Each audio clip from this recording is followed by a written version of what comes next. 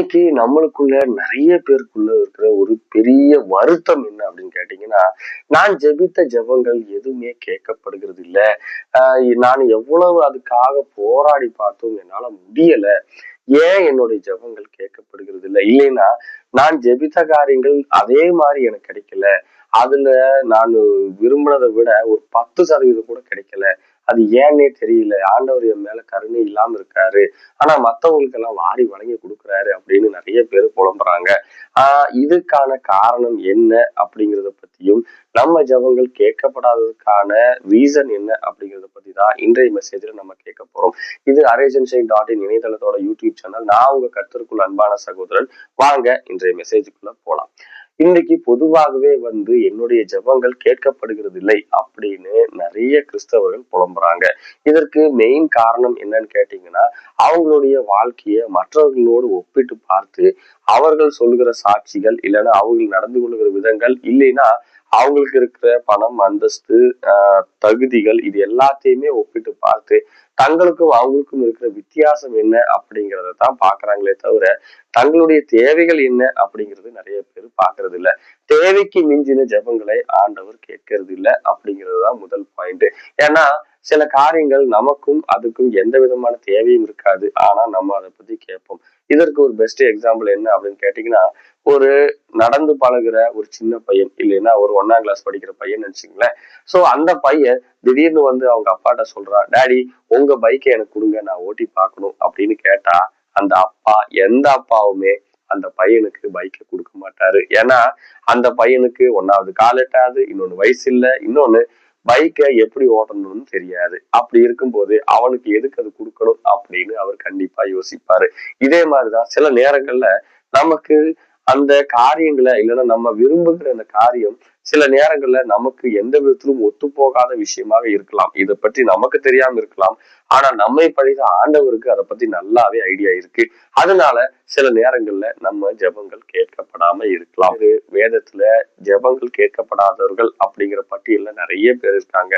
இந்த லிஸ்ட்ல முதல் முறையா வர்றது யாரு அப்படின்னு கேட்டீங்கன்னா, மோசே அப்படிங்கிற ஒரு மனுஷன் வராரு. சோ மோசே அவரு ஜெபிக்கிறாரு ஆண்டவர்கிட்ட. ஆண்டவர் ஊழியத்துக்காக அழைக்கும் போது அவரு திரும்ப திரும்ப திரும்ப திரும்ப ரீசன்ஸ் நிறைய சொல்றாரு. என்னன்னா, நான் மந்தனா உள்ளவன், என்னால சரியா பேச முடியாது, என்னை விட சிறந்த யாரையாவது இருந்தா அவங்களை தேர்ந்தெடுத்துங்க அப்படின்னு சொல்லி நிறைய காரணங்கள் சொல்றாரு. கடைசி வரைக்கும் அவருடைய வேண்டுதல்களை ஆண்டவர் கேட்கவே இல்லை. அவர் பேசின காரியங்களை ஆண்டவர் ஏத்துக்கவே இல்லை. கண்டிப்பா மோசேதான் வந்தாகணும் அப்படின்னு சொல்லி ஆண்டவர் மோசேவை ஊழியத்துக்காக கொண்டு வந்துடுறாரு. சோ ஊழியத்துக்கு கொண்டு வந்த பிறகுதான் மோசையுடைய வேல்யூ என்னன்னு மோசைக்கே தெரியுது. ஏன்னா அவ்வளவு சாந்தமான மனுஷனா இருந்த மோசே கூட ஒரு கட்டத்துல கோவப்பட வேண்டிய சூழ்நிலை வருது.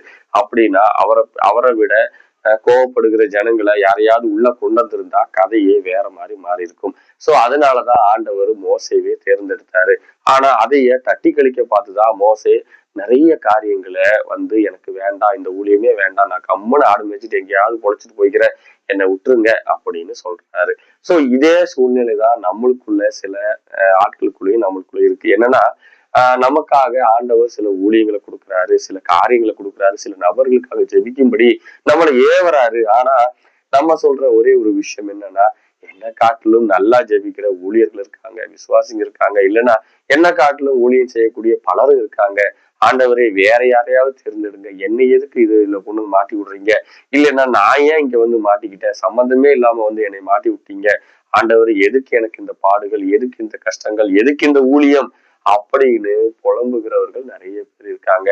உண்மையை சொன்னா அந்த ஊழியத்தை செய்யக்கூடிய எல்லா காரியங்களும் உங்களுக்கு ஆல்ரெடி ஆண்டவர் கொடுத்திருக்காரு. அந்த வல்லமையும், அந்த பொறுமையும், அந்த ஞானமும் எல்லாமே ஆண்டவர் கொடுத்திருக்காரு. அந்த கொடுத்ததுனாலதான் உங்களுக்கு அந்த காரியத்தை ஆண்டவர் வெளிப்படுத்தியிருக்காரு, அந்த ஊழியத்தை கொடுத்திருக்காரு. கொடுத்த ஊழியத்தை உண்மை முத்தமா செய்யறதுதான் நமக்கு நல்லது. அது ஒரு பெரிய ஆசீர்வாதமாக அமையும். இல்லாவிட்டால் மோசையை போல தட்டி கழித்து கொண்டே இருந்தால் கடைசியில நம்ம ஜெபமும் கேட்கப்படாது, ஆண்டவர் நினைத்த காரியங்கள் ஒன்றும் தடைபடாது அப்படிங்கிற மாதிரி கண்டிப்பாக நம்ம என்ன பல்ட்டி அடிச்சாலும் கண்டிப்பா அவர் செய்ய வேண்டிய நினைச்ச காரியங்கள் நம்மளை கொண்டு செஞ்சுட்டு தான் முடிப்பாரு. சோ ஆண்டவருடைய திட்டங்கள் எதுவுமே மாறாது அப்படிங்கறதுதான் நம்ம இங்க கவனிக்க வேண்டிய விஷயம். இந்த பட்டியல்ல 2வதா வரக்கூடிய ஆள் யாரு அப்படின்னு கேட்டீங்கன்னா, இஸ்ரவேலுடைய பெஸ்ட் ராஜா அப்படின்னு அறியப்பட்ட தாவீத சொல்லலாம். ஏன்னா தாவீது பத்சேபாலோட ஒரு பாவத்துல ஈடுபடுறாரு. அதன் மூலமா பத்சேபால் கர்ப்பவதி ஆகுறாங்க. சோ அதன் மூலமா ஒரு குழந்தையும் பெற்றெடுக்கிறா. ஆனா அந்த குழந்தை கர்த்தர் அடிச்சதுனால அது நோய்வாய்ப்பட்டு ரொம்பவே பலவீனமா படுத்து கிடக்கு. சோ இந்த குழந்தை எப்படியாவது மீட்டெடுக்கணும் அப்படின்னு தேவ சமூகத்துல உருண்டு பிறண்டு ஜெபிக்கிறாரு தாவீது. ஆனால் தாவீதுடைய ஜெபம் கேட்கப்படவே இல்லை. தாவீது எவ்வளவோ போராடி பாக்குறாரு. ஆனா கடைசி வரைக்கும் அந்த ஜெபம் கேட்கப்படவே இல்லை. இதனால என்ன ஆகுதுன்னா, கடைசியில அந்த குழந்தை சத்து போனோன்னு தாவீது எந்திரிச்சு மூஞ்சியெல்லாம் கழுவி கை காலெல்லாம் கழுவிட்டு அழகா போய் உட்காந்து சாப்பிட்டுறாரு. அந்த வேலைக்காரங்க எல்லாம் வந்து கேக்குறாங்க, நீங்க என்ன துக்கித்து அழுகலையான்னு கேட்கும்போது, முடிஞ்ச வரைக்கும் போராடி பார்த்தேன், ஒண்ணும் நடக்கல, தேவன் எனக்கு எதுவுமே இறக்கும் பாராட்டல, அதனால இனி அழுது என்ன பிரயோஜனம் அப்படின்னு சொல்லி சாதாரண வாழ்க்கைக்குள்ள நுழைஞ்சிடுறாரு. சோ இந்த மாதிரி நம்ம வாழ்க்கையில சில நேரங்கள்ல நம்ம அடம் பிடிக்கிற சில விஷயங்கள் இருக்கு. நம்ம சில பாவத்தினால பிடிபட்ட சில இடங்கள், இல்லைன்னா நம்ம தேவையில்லாத போய் தலையை கொடுத்து மாட்டின சில விஷயங்கள் இருக்கும்.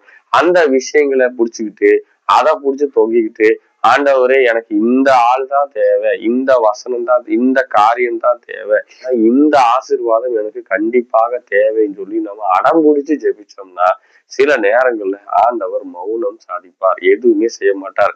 அந்த காரியத்தின் மேல ஆண்டவர் ஒரு அடியை போட்டு மொத்தமா பிளாட் ஆக்கிடுவார். சோ கடைசியில நம்மனால ஒண்ணுமே செய்ய முடியாது. இதுல தாவீது என்னன்னா, அவருடைய தோல்விய அவர் ஒப்புக்கொண்டுட்டு இம்மீடியட்டா பழைய அந்த சாதாரண வாழ்க்கைக்கு திரும்பிட்டாரு. ஆனா நம்மள பலரும் என்ன செய்யறோம்னா, நான் இவ்வளவு போராடி ஜெபம் பண்ணியும் ஒண்ணுமே நடக்கல, அதனால நான் என்ன செய்ய போறேன்னு தெரியல, நான் ஆண்டவருக்கு நான் ஜெபிக்க மாட்டேன், நான் வாசிக்க மாட்டேன், நான் பைபிள் படிக்க மாட்டேன், ஜெபிக்க மாட்டேன், சர்ச்சுக்கும் போக மாட்டேன், எனக்கு ஆண்டவர் வேண்டாம், யாரும் வேண்டாம் அப்படின்னு சொல்லி பின்மாறி போகிற ஜனங்கள் தான் அதிகம். இதுல இன்னொரு விஷயம் என்னன்னா, தாவீது செய்த குற்றத்தை நாதான் தீர்க்கதரிசி வந்து தெளிவா ஒரு கதை மூலமா சொல்லி, நீதான் அந்த மனுஷன் அப்படின்னு தெளிவுபடுத்தி சொல்லியிருக்காரு. சொன்ன பிறகும் தாவீது அதுக்காக போராடி பாக்குறாரு, ஆனா முடியல. சோ சில நேரங்கள்ல தேவன் நமக்கு தெளிவாய் உணர்த்துறாரு நம்ம செய்த தப்பு என்னன்னு.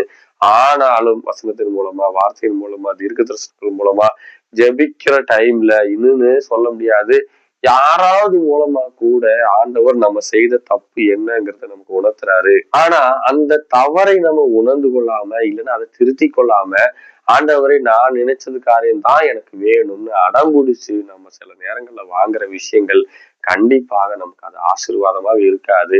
அது ஒரு குறிப்பிட்ட காலத்திற்கு பிறகு அது நம்ம கைவிட்டு கண்டிப்பா போயிடும்.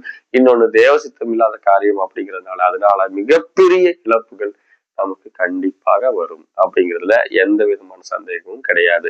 இந்த பட்டியல்ல வர்ற இன்னொரு நபர் யாரு அப்படின்னு கேட்டீங்கன்னா, வேறு யாரும் கிடையாது, நம்மளுடைய கர்த்தராகிய இயேசு கிறிஸ்து தான்.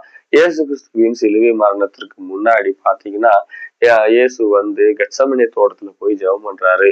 ஆண்டவரே முடிந்தால், பிதாவே முடிந்தால் இந்த பாத்திரத்தை என்னிடத்துல இருந்து அகற்றி வேற ஏதாவது தான் பண்ணுங்க, தயவு செஞ்சு இந்த பாத்திரத்தை என்னால சுமக்க முடியல, என்னால அது ரொம்ப கஷ்டமா இருக்கு அப்படின்னு சொல்லிட்டு, இருந்தாலும் என் சித்தம் அல்ல உம் சித்தம் அப்படின்னு சொல்லி ஜெபிச்சு முடிக்கிறாரு. சோ இந்த ஜெபத்தை ஆண்டவர் கேட்கவே இல்லை, அதாவது பிதா கேட்கவே இல்லை. ஏன்னா மனுக்குலத்தின் பாவத்தை சுமந்து இருக்கக்கூடிய தேவ ஆட்டுக்குட்டியாகத்தான் இயேசு வந்திருக்காரு. அவர் வந்த நோக்கங்கள்லயே ரொம்ப முக்கியமான ஒரு நோக்கம் என்னன்னா, பாவம் இல்லாத மனுஷன் பாவிகளுக்காக தன் இன்னுயிரை ஈண்டு தீர்க்கணும் அப்படிங்கிறதுதான் ஒரு பெரிய நோக்கமா இருந்தது. சோ அந்த நோக்கத்திலேயே அவரு மாறிடலாம், அதுல இருந்து தவறி வேற பக்கம் போயிடலாம் அப்படின்னு இயேசுக்குள்ள ஒரு மானசீகமான ஒரு எண்ணத்துலதான் அவர் ஜெபிக்கிறாரு. ஆனா உண்மையை சொன்னா அந்த ஜெபத்தை பிதா கேட்கல. சிலுவையில தொங்கும் போது கூட இயேசு தெளிவா சொல்றாரு, பிதாவே பிதாவே ஏன் என்னை கைவிட்டீர் அப்படின்னு கதறித்தான் தன்னுடைய ஜீவனை விடுறாரு.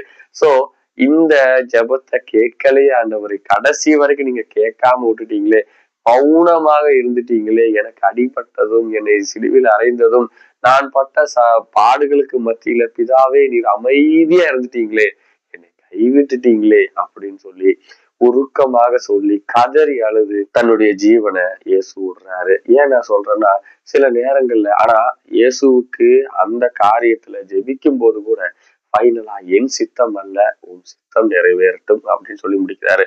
சோ சில நேரங்கள்ல மானுஷீகமா நம்ம சில காரியங்களை ஆசைப்படக்கூடும்.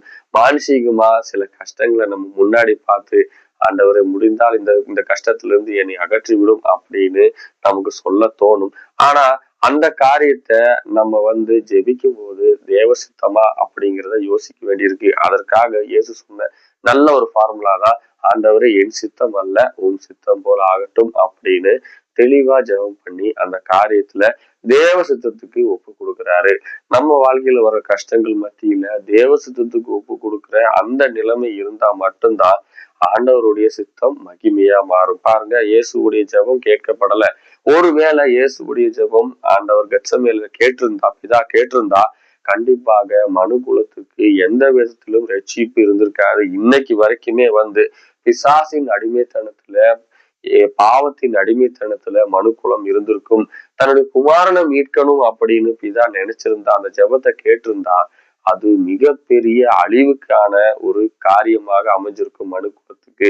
ஆனா தேவன் கண்களை மூடி பிதா தன்னுடைய கண்களை மூடி அமைதி காத்ததுனால இன்னைக்கு ஒரு மிகப்பெரிய ரட்சிப்புக்குள்ள நாம எல்லாருமே இருக்கோம். சில நேரங்கள்ல நம்ம ஜெபங்கள் கேட்கப்படாததுக்கான பின்னணியில தேவனுக்கு மிகப்பெரிய ஒரு நோக்கமும் பெரிய ஒரு ஆசீர்வாதத்திற்கான வழியும் இருந்திருக்கும். அதற்கு பிறகு இயேசுவை பத்தி சொல்லும் போது அந்த சிலுவை மரணத்திற்கு பிறகு அவர் பாவத்தையும் பிசாசையும் உலகத்தையும் ஜெயித்து எல்லா அதிகாரமும் அவருக்கு கிடைக்குது. பரலோகத்தின் அதிகாரமும் சரி, நரகத்தின் அதிகாரமும் சரி, பூலோகத்தின் அதிகாரம் சரி, சத்தானுக்கு மேலான அதிகாரமும் சரின்னு எல்லா காரியங்களுக்கு மேலும் அவருக்கு அதிகாரம் இருக்கு. பத்மோதீவுல யோவான் தரிசனத்துல கதறி அழுகிறாரு. இந்த தோல் சுருள யாரு இந்த முத்திரைகளை உடைக்கிறா அப்படின்னு கேட்கும்போது எல்லா அதிகாரமும் உடைய ஆட்டுக்குட்டி ஆனவருக்கு அந்த அதிகாரம் இருக்கு அப்படின்னு சொல்லும் போது இயேசுவானவர் ஒவ்வொரு முத்திரையாக உடைத்து வருகிற எதிர்காலத்தை குறித்துள்ள காரியங்களை ஆண்டவர் யோவானுக்கு வெளிப்படுத்தி கொடுக்குறாரு. பாருங்க, எல்லா அதிகாரமும் கிடைக்கிறதுக்கு இயேசு அந்த பாதை வழியாக செல்ல வேண்டியிருந்திருக்கு. ஆனா மானுஷிகமாக அவர் ஜெபித்த ஒரு விஷயம்தான் முடிந்தால் இந்த பாத்திரத்தை என்னிலிருந்து அகற்றிவிடும் அப்படின்னு ஜெபிக்கிறாரு. ஆனாலும் பிதா அந்த காரியத்துல மௌனம் சாதித்து எதுவுமே செய்யாமல் விட்டுட்டாரு. சோ நம்மளுடைய வாழ்க்கையில தேவன் மௌனம் சாதிக்கும் போது அதற்கு சில நேரத்துல நம்ம அமைதி காக்குறதா நல்லது. சில நேரத்துல தேவ சித்தத்துக்கு ஒப்பு கொடுத்து ஜெபிக்கிறதா நமக்கு அது நன்மையாக அமையும். சோ இந்த பட்டியல்ல இன்னொருத்தர் யாரு அப்படின்னு கேட்டீங்கன்னா எலியாவை சொல்லலாம். சோ அக்னியாக ஊழியம் செய்த எலியா தான் சொன்ன வார்த்தைகள்ல ஒண்ணுமே மாறி போகாம அப்படியே நடக்கக்கூடிய தேவனுடைய ஜனங்களை தேவனிடத்திற்கு திருப்பின எலியாவுடைய வாழ்க்கையில சோர்வு ஏற்பட்ட போது அவர் ஜெபித்த ஒரு ஜெபந்தான் ஆண்டவரே என்னுடைய ஆவியை எடுத்துக்கொள்ளும் அப்படின்னு சொல்லி ஒரு சூறை செடியின் கீழே போய் நைஸா போய் படுத்து தூங்கிடுறாரு. சோ அந்த ஜெபத்திற்கு அவரு அந்த ஜெபிக்கிறதுக்கு காரணம் என்ன அப்படின்னு கேட்டீங்கன்னா ஒரு எசபேல் அப்படிங்கிற ஒரு ராணியுடைய ஒரு மிரட்டலுக்கு அவர் பயந்துடுறாரு. அந்த பயந்து அந்த காரியத்துலதான் அவர் போய் சூரிய செடியில போய் படுத்து தூங்கிட்டார். இந்த எலியாங்கிற ஆளு அவ்வளவு சாமானிப்பட்ட ஆளோ இல்ல பயந்தாங்கோழியோ கிடையாது. இன்னும் சொல்ல போனா ஆப்போசிட்ல 700 பேர் பக்கத்துல பாலுடைய தீர்க்கதரிசிகள் நிற்கும் போது இந்த மனுஷன் இந்த பக்கம் ஒத்தையா நின்று 700 பேரும் பாலை கூப்பிடும் போது மத்தியான வேலையில தன்னோட பலிக்கு இன்னுமே அக்னி இறங்காத சூழ்நிலையிலும் தனக்கு அது பதில் கிடைக்குமா கிடைக்காத அக்னி இறங்குமாங்கிறதுல எந்த தெளிவும் இல்லாத நேரத்திலும் ஆப்போசிட் டீம் அவர் கேலி கிண்டல் பண்ணி சிரிக்கிற ஒரு ஆள் தான் இந்த எலியா. அவ்வளவு தைரியம் உள்ளவர். அந்த 700 பேருக்கு முன்னாடி இவர் தோத்து போயிருந்தா அன்னைக்கு எலியாவுடைய எலும்பு கூட மிஞ்சிருக்காரு. அந்த அளவுக்கு அடி வாங்கியிருப்பாரு, சத்தும் போயிருப்பார். ஆனா அந்த எலியா தைரியமா நின்று பேசி அந்த ஜனங்கள் மொத்தத்தையும் குந்தி குந்தி நடக்கிற ஜனங்களே நீங்கள் ஆண்டவரிடத்துக்கு திரும்புங்க அப்படின்னு சொல்லி அதைய அக்கினி இறக்கி அங்க ஒரு அற்புதத்தை நிகழ்த்தினதான் இந்த எலியா. ஆனா அந்த அற்புதத்திற்கு பிறகு பால் தீர்க்கதரிசிகளை கொலை பண்ணதுக்காக அந்த எசபேல் சொல்லுகிற அந்த மிரட்டலுக்கு இமீடியட்டா எலியா பயந்து போறாரு. அது வரைக்கும் தான் உறுதியா நின்றுட்டு இருந்த அந்த விசுவாசத்துல தளர்ந்து போய் இமீடியட்டா போய் ஒரு சூற செடியில சைலண்டா போய் படுத்து தூங்கிட்டு கீழே படுத்து தூங்கிட்டு என்ன சொல்றாருன்னா, ஆண்டவரே முடிந்தால் என் ஆவியை எடுத்துக்கொள்ளும் அப்படின்னு சொல்லி டாக்டர் போல நல்லவன் அல்ல அப்படின்னு சொல்லி இமீடியட்டா சைலண்டா படுத்து தூங்கிறார். ஆனா அங்க தூங்குற எலியாவை இமீடியட்டா ஆண்டவர் ஒரு தூதனை அனுப்பி எழுப்பி அவனுக்கு இமீடியட்டா சாப்பாடை போட்டு தண்ணியை கொடுத்து 2 தடவை அவனை தட்டி எழுப்பி சாப்பாடு கொடுத்து அவனை இமீடியட்டா ஓரே மலைக்கு நேராக ஓட வைக்கிறாரு. அங்க போய் ஆண்டவர் உனக்கு என்ன இங்க காரியம் அப்படின்னு கேட்கிறாரு. சோ இந்த காரியம் இதே போலதான் நம்ம வாழ்க்கையில சில நேரங்கள்ல நம்ம சிலருடைய வார்த்தைக்கு முன்பாக பயந்து போகிற சூழ்நிலை இருக்கு. நம்ம எவ்வளவு பெரிய விசுவாச வீரனா இருந்தாலும் சரி, எவ்வளவு பெரிய ஜப வீரனா இருந்தாலும் சரி, வேதத்துல எல்லா வசனத்தையும் கரைச்சு குடிச்சவனா இருந்தாலும் சரி, எல்லா கூட்டத்துக்கும் போறவனா இருந்தாலும் சரி, சில நேரங்கள்ல சிலருடைய வார்த்தைகள் அது கசப்பான வார்த்தைகளா இருக்கலாம், இல்ல நம்மளை குத்துகிற வார்த்தைகளா இருக்கலாம், இல்லைன்னா நம்மளை மிரட்டுகிற வார்த்தைகளா இருக்கலாம், நமக்கு குடும்பத்துக்கு விரோதமாக வந்த வார்த்தையா இருக்கலாம், இல்லைன்னா நம்ம விசுவாசத்துக்கு சோதனையா வருகிற வார்த்தையா இருக்கலாம். எப்படிப்பட்ட வார்த்தையானாலும் நம்மை பயப்படுத்துகிறதாக வரும்போது இமீடியட்டா தேவனை விட்டு விலகி, இல்லைன்னா ஆண்டவரே இப்பவே இன்னைக்கு ராத்திரியே நான் இறந்துட்டேன்னா கூட நல்லது அப்படின்னு ஜெபிக்காதவர்கள் கிறிஸ்தவர்கள்ல ரொம்பவே குறையும். ஏன்னா எத்தனை பெரிய மாவீரனா இருந்தாலும் அவனுக்குள்ள சோர்வு சின்னதா தட்டுனாலே இம்மீடியட்டா அவன் சொல்லக்கூடிய வார்த்தை என்னன்னா, ஆண்டவரே இப்படி நான் நல்லா இருக்கும் போதே என்னுடைய ஆவியை எடுத்துக்குங்க, நான் நல்லா நடமாடிட்டு இருக்கும் போதே நல்லா ஊழியம் செய்யும் போதே என்னை ஆண்டவரை நீங்க எடுத்துக்குங்க அப்படின்னு ஜெபிக்காத பாஸ்டர் கூட கிடையாது. எல்லாருமே அது ஆசைப்படுகிறவர்கள் தான். ஆனால் தேவனுடைய சித்தம் என்ன அப்படிங்கிறது நிறைய பேருக்கு தெரியும். எலியாகிட்ட ஆண்டவர் கேட்கிறாரு, உனக்கு இங்க என்ன வேலை அப்படின்னு கேட்கிறாரு. ஏன்னா அவருக்கான ஊழியங்க நிறைய இருக்கு, வேற நிறைய ஊழியம் இருக்கு. ஒரு சிஷ்யனை அவர் அபிஷேகம் பண்ண வேண்டியிருக்கு, ஒரு ஏகுவ ராஜாவா அபிஷேகம் பண்ண வேண்டியிருக்கு, அதே மாதிரி நிறைய ஊழியங்கள் இன்னும் பெண்டிங் இருக்கு. அப்படி இருக்கிற எலியா, நீ இங்க என்ன பண்ணிட்டு உட்கார்ந்து இருக்கிற? இங்க 40 நாள் ஓடி நடந்து இந்த மலை மேல உட்கார்ந்துட்டு குகைக்குள்ள உட்கார்ந்துட்டு என்ன பண்ணிட்டு இருக்கிற அப்படின்னு தான் எலியா கிட்ட கொஸ்டின் கேட்கிறாரு. எலியா அவர் சொல்றாரு, நான் ஒருத்தன் தான் பாக்கி இருந்த மிச்சம் எல்லாரையும் கொண்டுட்டாங்க அப்படின்னு சொல்லும் போதும் அவர் எந்த விதத்திலும் அசையல. அந்த ஊழியத்தை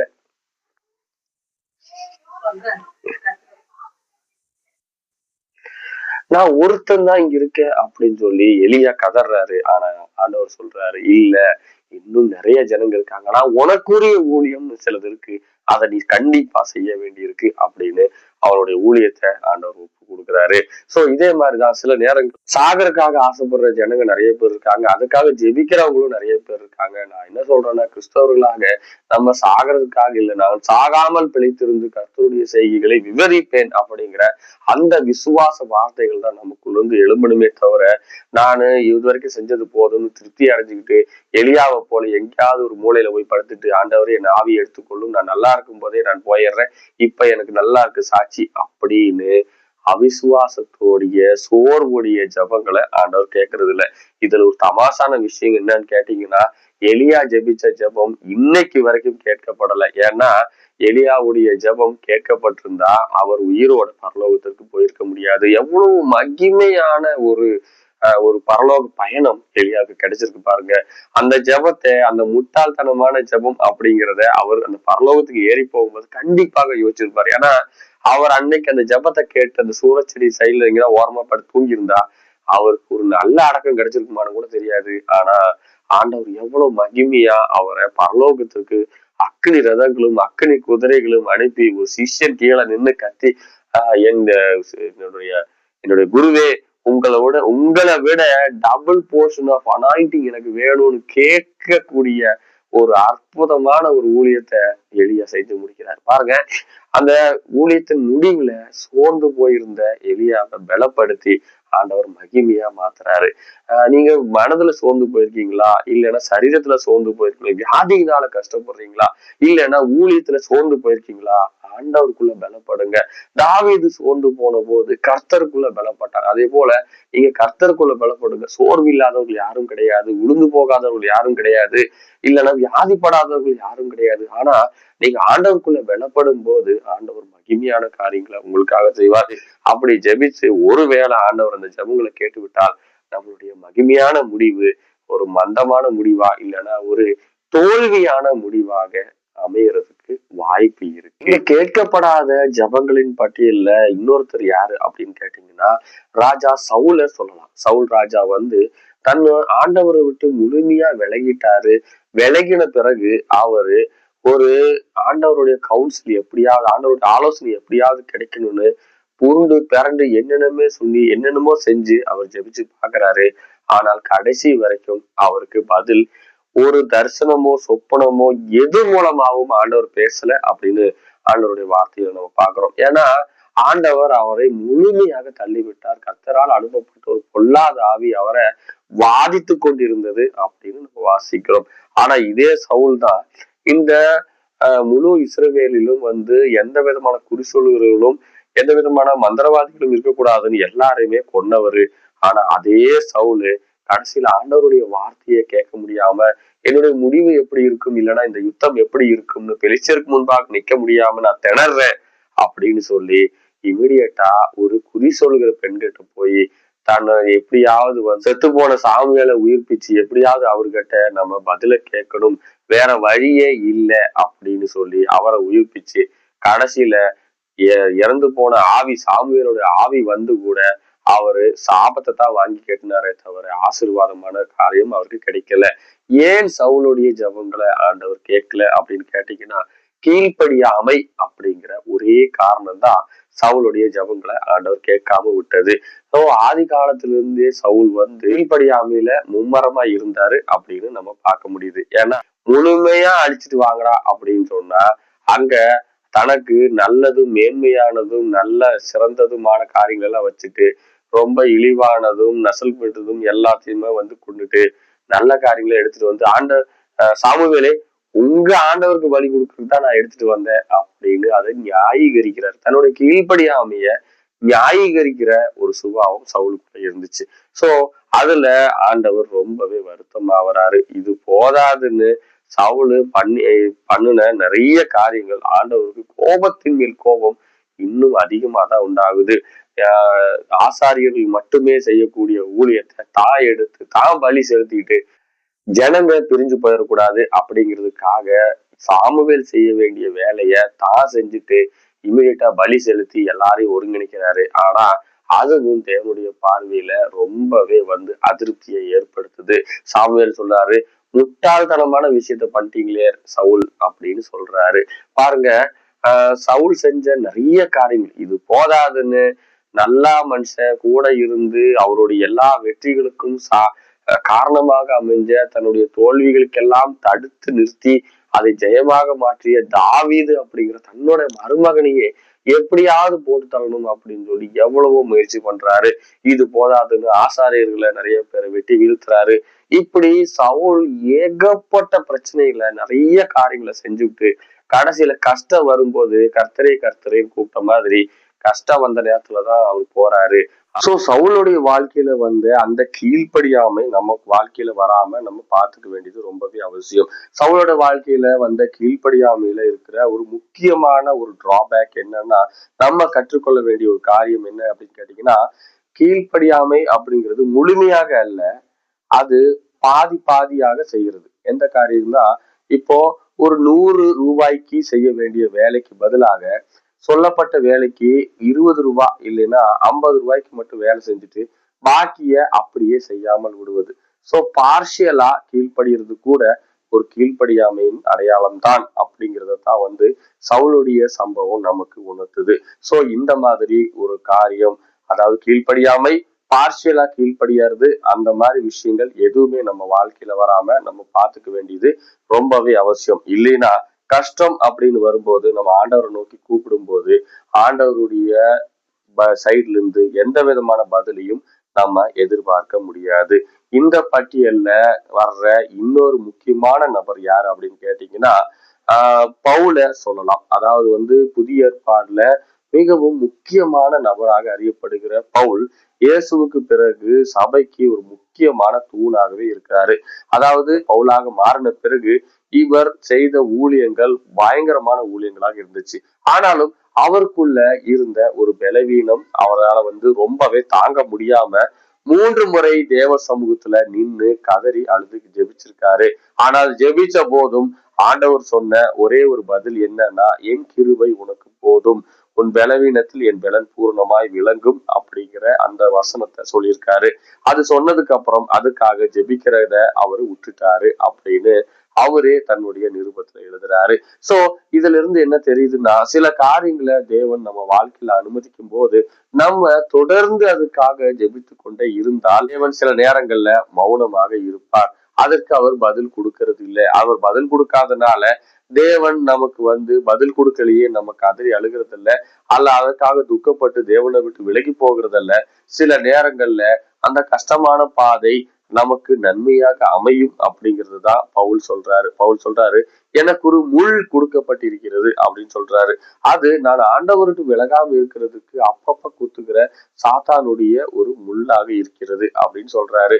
அதை தேவன் அனுமதிக்கிறாரு. அனுமதிச்சனாலதான் அவருக்குள்ள அந்த காரியம் தொடர்ந்து இருந்துகிட்டே இருந்திருக்கு. சோ இந்த மாதிரி சில காரியங்களை தேவன் அனுமதிப்பாரு, சில கஷ்டங்களை தேவன் நம்ம வாழ்க்கையில அனுமதிப்பாரு. அது எதுக்குன்னா நம்ம விசுவாசத்தை விட்டு விலகி போகாமல் இருக்கவும், ஆண்டவரை விட்டு பின்வாங்கி போகாமல் இருக்கவும் கர்த்தர் அனுமதிப்பார். ஆனாலும் அந்த கஷ்டங்களின் மத்தியிலும் தேவன் தமது கிருபையை அனுப்பி தேவனுடைய கிருபையினால நம்மளை வழிநடத்துவாரு அப்படிங்கிறதுல எந்த விதமான சந்தேகமும் இல்லை. சோ இந்த பட்டியல்ல நம்ம பார்த்த ஜெபம் கேட்கப்படாத நிறைய நபர்களை பத்தி நம்ம பார்த்தோம். சோ இது போல நம்ம வாழ்க்கையிலும் சில நேரங்கள்ல நம்ம ஜெபிக்கிற ஜெபங்கள் கேட்கப்படாமல் இருக்கு.